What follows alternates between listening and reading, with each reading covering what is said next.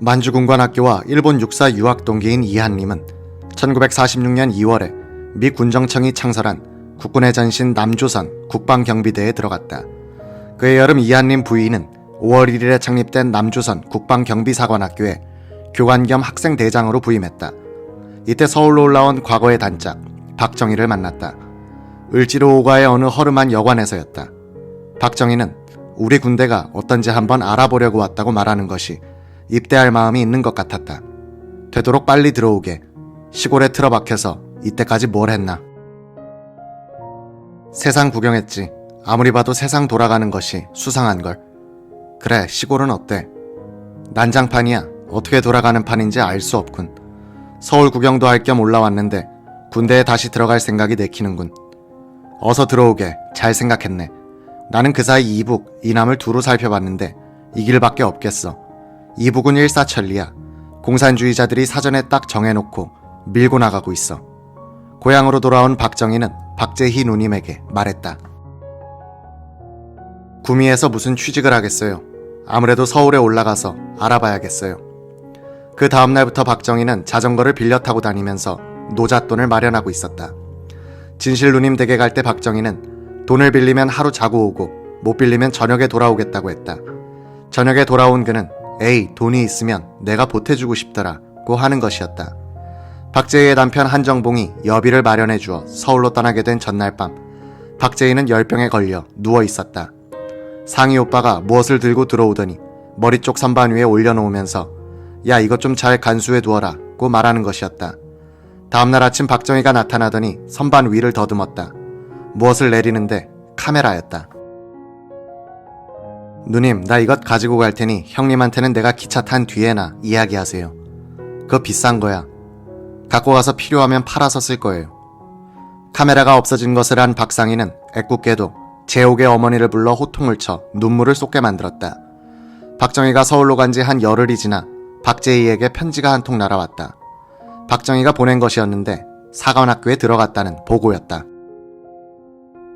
박정희는 1946년 9월 24일 조선경비사관학교 제2기생으로 입학했다.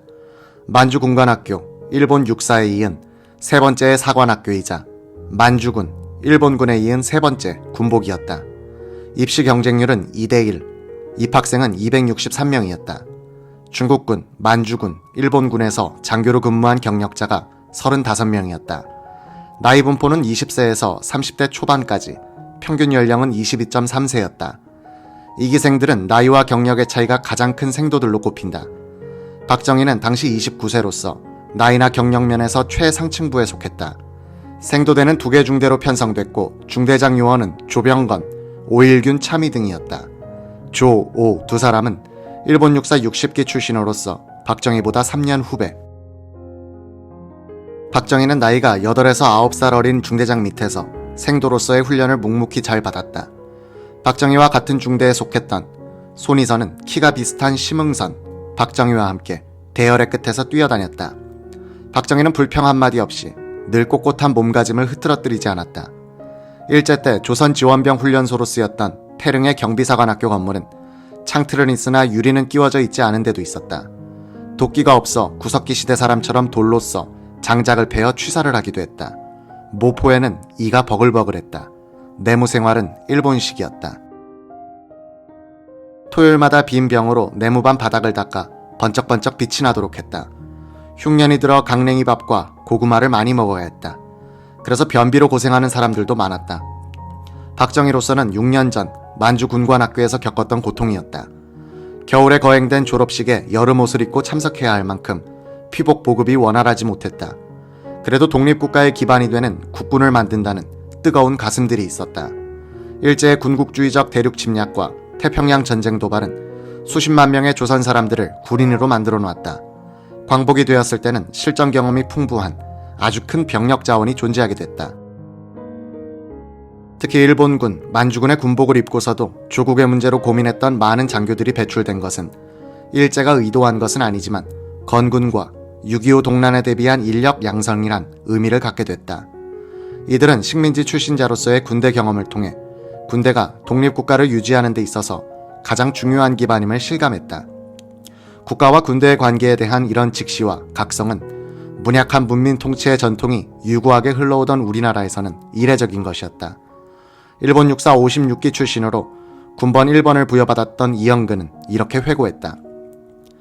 일본 천황이 항복을 선언한 바로 그날 나는 일본 육군 대위로서 도쿄에 있었는데 바로 영친왕 이은을 찾아갔다.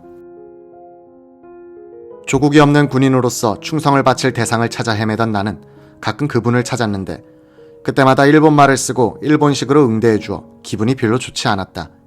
그런데 이날은 달랐다. 뜻밖에도 청산유수와 같은 유창한 우리말로 열렬하게 충고하는 것이었다. 조선과 일본은 다 같은 유교 국가이면서도 일본은 상무정신을 발전시켜 무사도를 전통으로 삼았는데 조선은 무를 천시하여 문약에 빠지고 문존무비라는 폐습을 이어오다가 결국은 무사를 존중하는 일본에 병탄당하고 말았소. 나는 언젠가는 우리 조상들, 즉 조선 왕가를 대표하여 문약 풍조를 없애지 못하여 만국을 초래한 잘못을 우리 동포들 앞에서 깊이 사과하고 싶었소.